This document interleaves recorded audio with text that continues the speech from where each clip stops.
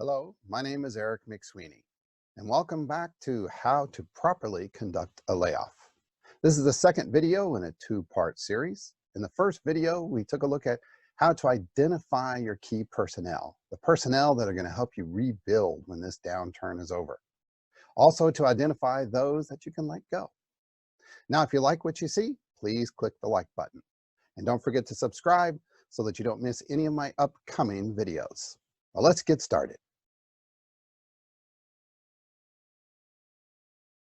Okay, step number one. Let's take a look at the list that we made in our first video. Now, if you haven't made that list and you didn't watch the first video, this is a good place to stop, go back, and watch that first video.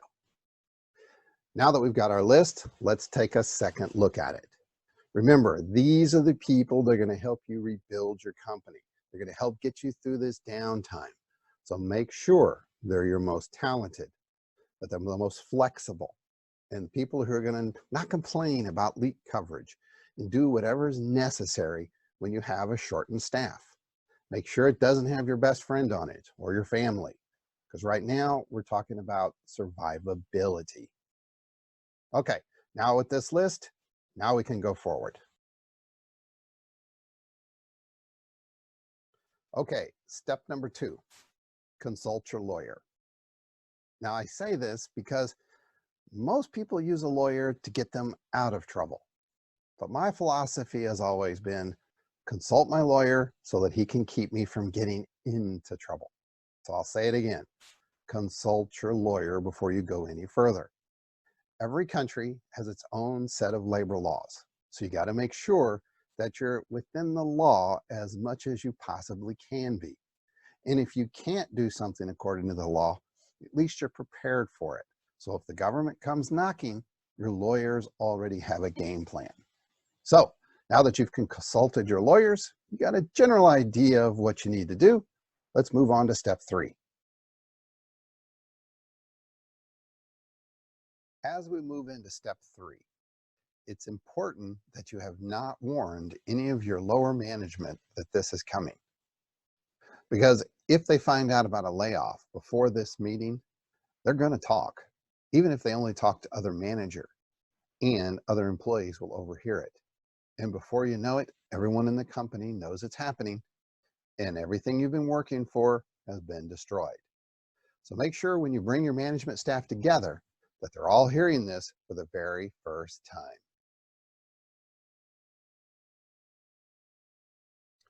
During this management meeting, it's very important that you express in detail that laying off staff now is going to save the company in the long run. Make it clear that if you lose a minimum amount of staff at this particular point, then it's going to save the majority of the jobs in the company. If you don't do this, then management is going to be expecting further layoffs in the future, and it's going to continually degrade the morale within the company. Now, once you've made this clear, the next thing to do is then take this list that you prepared in the video number one, and now start dividing the employees up among each of the management so that they know who they're going to be responsible for laying off. Then you need to start deciding, how are we going to lay them off?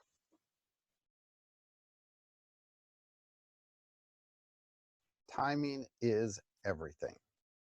Let's first look at the wrong way to do it.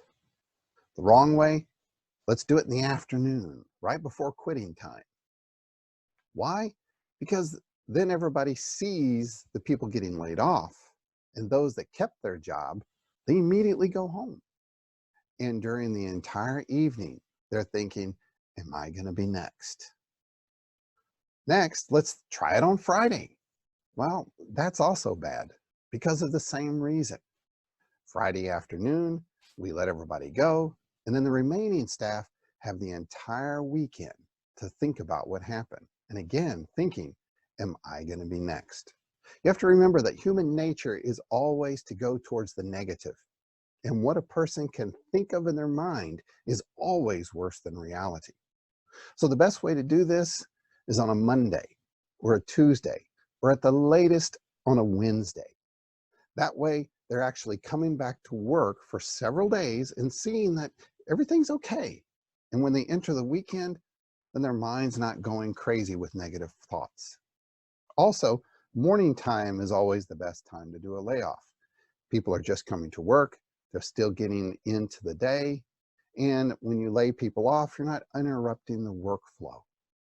Then in the afternoon, after you've already laid everyone off before lunch, you can actually sit down with the remaining staff and explain to them it's all finished, nothing more is going to happen, your jobs have been saved. Now you can make them comfortable. Okay, now that we have time decided on when we're going to conduct the layoff, example Tuesday morning, now it's time to decide how we're going to let people go. Now, depending upon the laws in your country, you basically have 4 different options that are available to you, or a combination thereof. One, you can just bring an employee in and just say, today is your last day and we won't be providing you any more pay after today. I don't advise this, but in some situations, companies just don't have a choice. Number 2, you can put together a package to where you can then get all the employees together and you can offer them, as an example, 1.5 months pay for anyone who will quit today. Now, it's important that if you want to go this option, that you've talked to the key people you want to make sure you keep so that they don't take the package. So you got to make sure they have an incentive to be able to stay. Or 3, you take your list, you've identified people who you want to lay off, and one by one, you lay them off, but make sure you do it all in one morning. Now, the 4th option is, in my opinion, very unethical and is not going to provide a very good reputation for your company. The 4th option is where you put so much pressure on an employee and you up their workload so much. You make them work weekends, you make them work overtime, and finally the frustration just pushes them to the point where they quit. There's a lot of drawbacks to that option. It causes a lot of bad reputation for your company. Now let's talk about severance pay.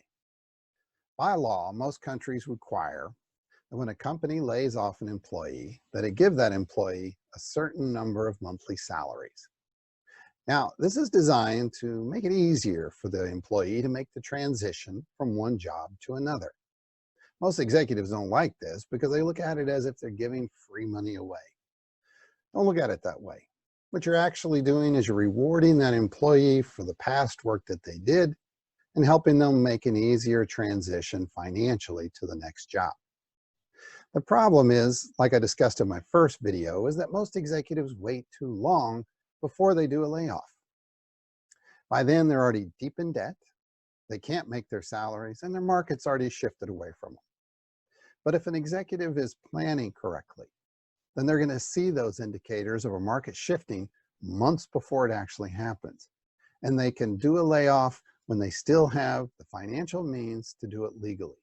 This is going to help your company's reputation, and it's going to add to the morale of your existing staff, knowing that their company cares and will take care of them in the future.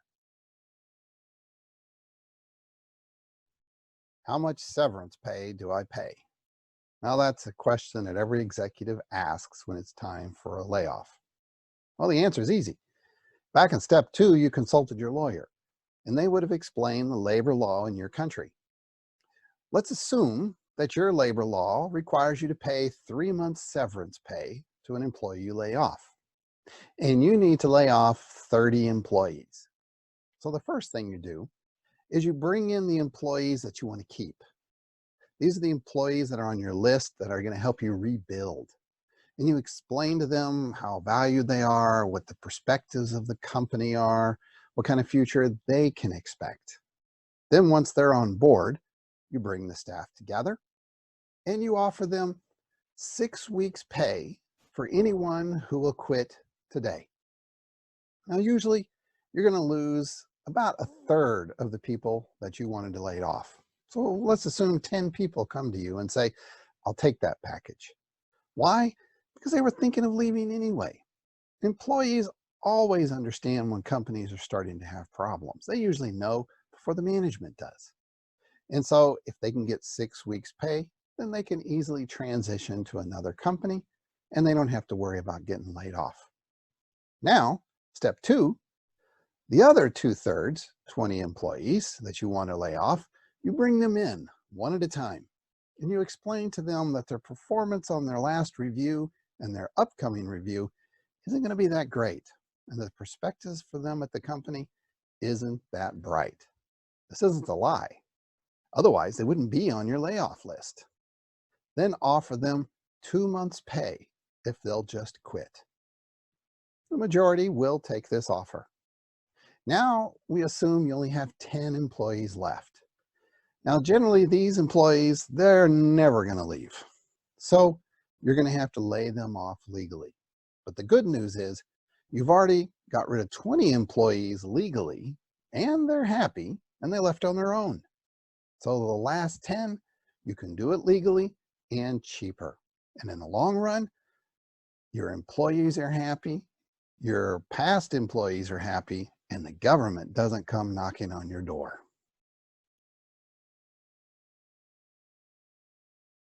Conducting a layoff is an extremely stressful and traumatic event for the company, for the employees being laid off, and surprisingly for the manager as well. It's not easy to do that to someone. Statistically, people who are laid off in a positive environment, and what I mean by positive is they're explained that this isn't their fault. It really isn't anything they could have done to prevent it. It's just the situation of the company, the market, or the economy in general. These people leave with at least a little more positive attitude, and they generally find a job at the same or more money within a 3-month period. On the other hand, employees who are laid off without compassion, with no empathy, it's a very traumatic experience. They're left feeling depressed because they don't really understand what happened. They end up spending 6 to 9 months longer finding a job, and they find a job at less pay than what they originally were making. So as a management, be professional, be compassionate, be empathetic. These are people. Help them on their way in as best situation as you can.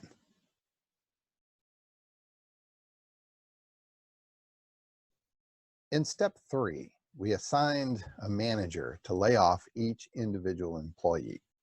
Now, in step 5, you want to assign an additional manager to be present during these layoff meetings. The reason you want 2 managers in the meeting is because it's a very stressful situation. The employee's not going to hear everything that's said correctly, or the other manager may say something that is not very clear, and you need that second manager there to help clarify a situation that may come up in the future, misunderstandings, or an employee just trying to get back at the company. In step 6, you want to assign a manager or someone in the company, possibly security, to escort that layoff employee after your meeting is finished. You can do this in one of 2 ways. Most commonly, employees are allowed to go back to their desk. The problem with this is they then have an opportunity to steal information, delete information, or talk to other employees and say bad things about you or the company in general. They may end up causing very bad thoughts in employees that you wish to keep. So if you assign someone to escort them back to their desk, then they can watch what's being done and monitor and keep them out of conversations that are going to cause problems. Of course, this is very embarrassing for the laid off employee. So what I like to do is while I'm in the meeting, I have the office manager and a second manager go to his office and clear out all of their personal belongings. That way, when I'm finished with the meeting, then we can hand them their belongings and politely and professionally escort them out of the building. It may seem cruel, but in the long run, you're saving that employee from embarrassment and you're saving your company from a situation of a disgruntled employee causing problems. Also, have your IT personnel, while you're in the meeting, immediately change their passwords and lock them out of the system. Most people understand what's happening to them, are going to be very nice about the situation, even though they may be upset. But there are those out there that are going to be looking for revenge, and that's the reason for taking the precautions. Okay, if you followed all steps up to this particular point and taken all of the advice that I've given you and you've planned carefully with your management staff, then you're ready for step 7. It's time to do your layoff. Now, it's extremely important for the morale of the staff you're going to keep that you do all of the necessary layoffs in one day.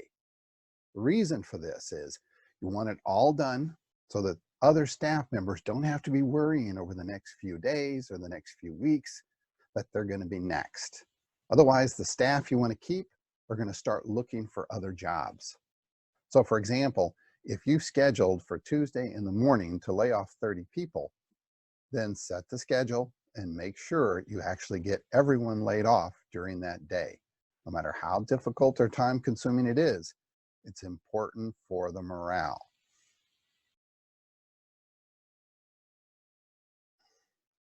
Now your layoff is finished.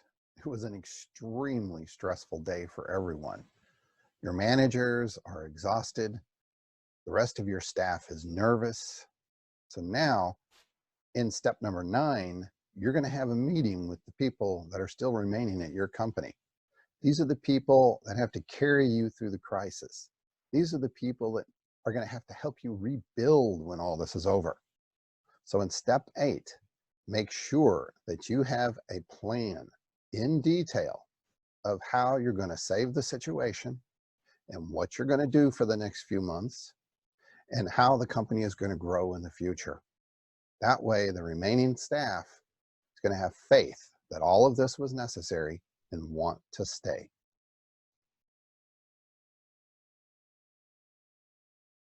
Step number 9. Now comes the hard part. You've already finished the layoff. That stressful period is over.